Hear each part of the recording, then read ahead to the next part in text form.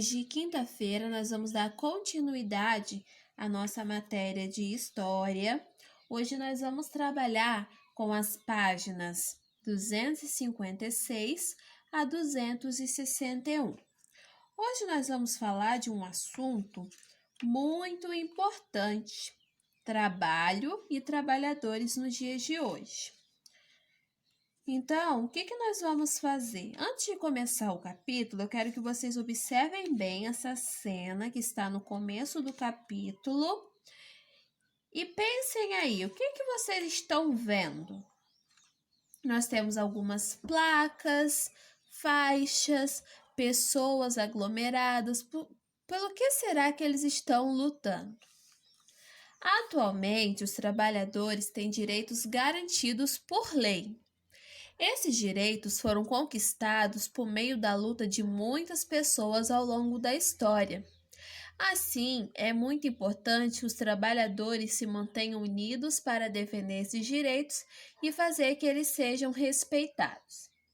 Nessa foto, nós temos uma manifestação de professores reivindicando melhores condições de trabalho em Campinas, em São Paulo. Isso foi em 2015. Então, antigamente, os trabalhadores, eles não tinham direitos garantidos por lei. Criaram as leis trabalhistas e aí o trabalhador pôde ter melhores condições de trabalho, que facilitou para eles e melhorou a qualidade do trabalho deles. Então, agora nós vamos virar a página. Deixa só a tia dar um zoom aqui para ficar melhor para vocês compreenderem e visualizarem. Nós vamos para a página 258, desculpa. Os trabalhadores e seus direitos. Atualmente, muitos trabalhadores podem desempenhar suas atividades com segurança e em um ambiente adequado que não comprometem sua saúde, além de ter vários direitos garantidos. Mas, para que isso acontecesse, foram necessárias muitas lutas por parte dos trabalhadores ao longo da história. Observe a fotografia a seguir. Então, nós temos aqui uma fotografia bem antiga, é de 1915. Então, no passado, o cotidiano da maioria dos trabalhadores era precário, pois trabalhavam longas jornadas sem condições de segurança e higiene, além de receber baixos salários. Para tentar mudar essa situação, eles se uniram e lutaram para conquistar direitos que garantissem uma vida melhor. Acima, trabalhadores fazendo manifestação na cidade de São Paulo em 1915. Então, nós temos essa imagem, várias pessoas aglomeradas e, como vocês podem ver, tem uma pessoa que está falando e eles estão prestando atenção nessa pessoa. Então, vamos para as nossas questões. Número 1. Que elemento da fotografia indica que ela retrata uma manifestação? Então, toda vez que nós vermos uma manifestação, nós iremos saber que é uma porque da aglomeração de pessoas. Então, é essa que é a resposta da número 1. Então, qual é o elemento? Aglomeração de pessoas. Em sua opinião, qual foi a contribuição de iniciativas como essa para os trabalhadores da atualidade? Então, antigamente, eles não tinham direitos nenhum. Era muito ruim a situação que eles trabalhavam e recebiam salários baixíssimos. Então, qual foi a contribuição aqui? Eles conquistaram muitos direitos. Vocês vão colocar aqui, tá bom? Muitos dos direitos trabalhistas que existem na atualidade foram conquistados, principalmente por causa de mobilizações como a retratada na fotografia. Agora nós vamos ver um documento muito importante, que é a carteira de trabalho. Acho que vocês já devem ter visto dos pais de vocês. A carteira de trabalho é um documento importante quando a pessoa vai trabalhar e tem o seu contrato de trabalho com uma empresa. Nesse exemplo, nós temos a carteira de trabalho de Geórgia. A Geórgia, ela tem aqui as informações dela, tem o polegar, e aqui nós temos as informações do empregador. Então, aqui está escrito o Centro é Modas Confecções, o CPF, o CNPJ, o endereço de onde fica o estabelecimento, o município e o cargo que ela exerce. E aqui também o dia que ela foi admitida para trabalhar e a remuneração que ela ganha. Então, observando a carteira da Geórgia, qual é o cargo que ela ocupa? Vocês vão escrever. Qual é o nome do empregador? Tá escrito lá, tá bom? Mas vocês vão colocar. A 5 nós não vamos responder, tá bom? Que nós iríamos responder em sala, conversando com os colegas. Vocês vão fazer a 3 e a 4. De acordo com a lei, toda pessoa contratada para trabalhar deve ser obrigatoriamente registrada na carteira de trabalho, documento mostrado acima.